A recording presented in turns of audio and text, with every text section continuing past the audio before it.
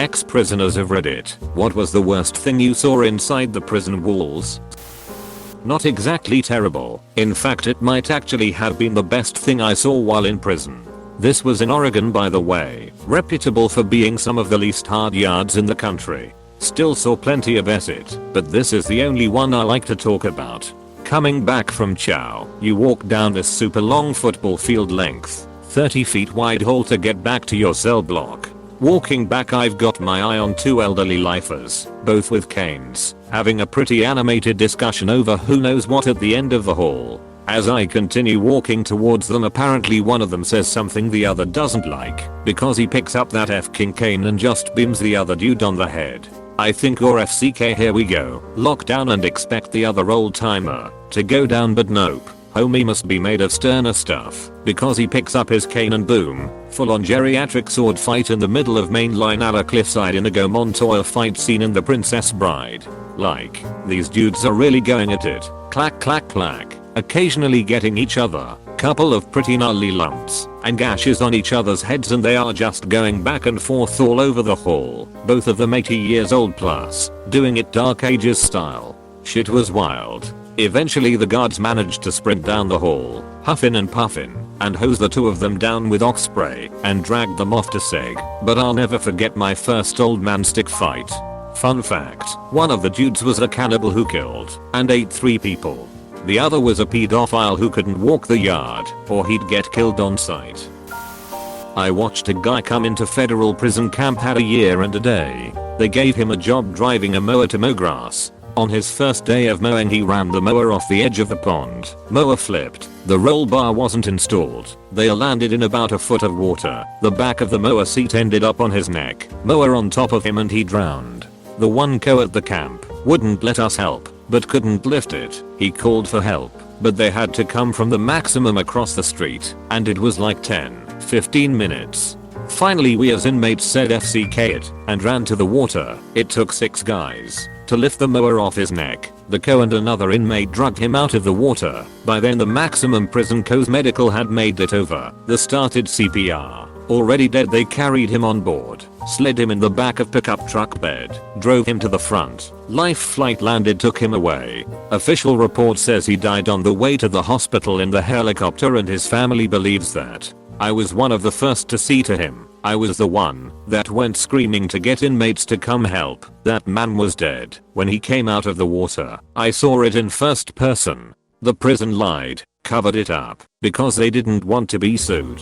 He was legally blind, remember that. They let him on a mower. Our commissary sheets was 1 page front and back. His was 3 pages, so that he could see it. After it was over, a day or 2 later, the camp director came and talked to the whole camp, saying he died on the way to hospital, that they tried to save him. Okay, whatever. Then a few hours goes by and the PS co is waking around talking to the shift change co and says they give him CPR because noon can die on prison property at a camp to our negligence, so we had to give him CPR to keep him alive till they got him off the property. He was dead, way dead, coming out of the water. I worked in the medical department of a large prison in Florida. We had an inmate bite a bigger inmate's nose off the tip. The bigger guy kept asking the kid for sex and the kid had enough. We saw several stabbings. Several were life flighted out, but those weren't the most interesting. We had an inmate smoke some bad spice, made out of God knows what. He came to medical out of his mind, and later died, because it caused brain hemorrhaging. One guy got a dislocated patella, and was just sitting patiently as I got his info. I asked if it hurt, and he said yeah. I asked how he was so chill and he replied, because I'm not a BTCH. Not the most messed up, but this stuck with me for whatever reason. While studying medicine, I was working at a prison clinic in New York. Guy comes in with a fairly dirty cast on his arm.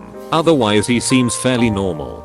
He's there to have his cast removed, so I ask him when they put the cast on. Hez says December. It's late January, so yeah, it's been enough time for the bone to heal.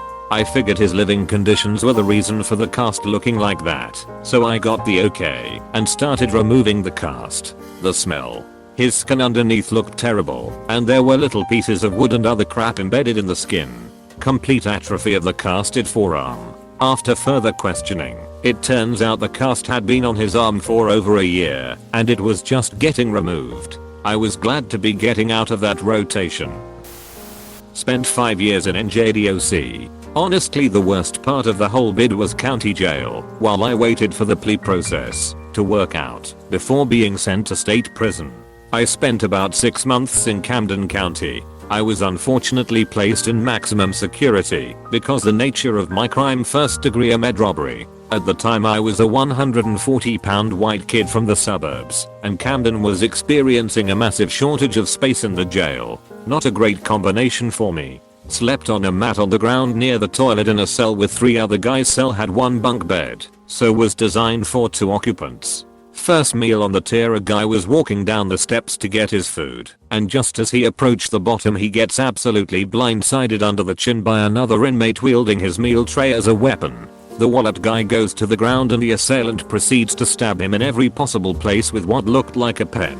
I'd later learn that many of the tier's stabbing tools had pen handles. It turns out the victim was a crip, but the whole jail was pretty much run by bloods. Apparently he was supposed to check in up for protective custody upon coming to county, but I guess he didn't want to, so they essentially said the issue. The altercation didn't last long.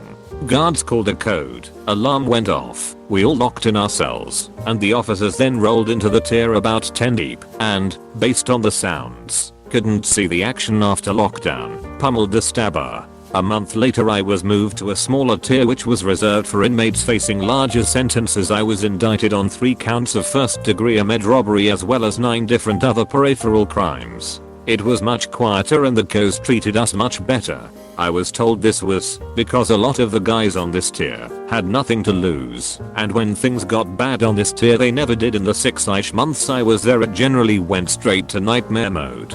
I saw some other objectionably worse stuff while in state prison, but I guess I was desensitized at that point, because when I think back the first thing I see is the guy getting decked with a hard plastic food tray.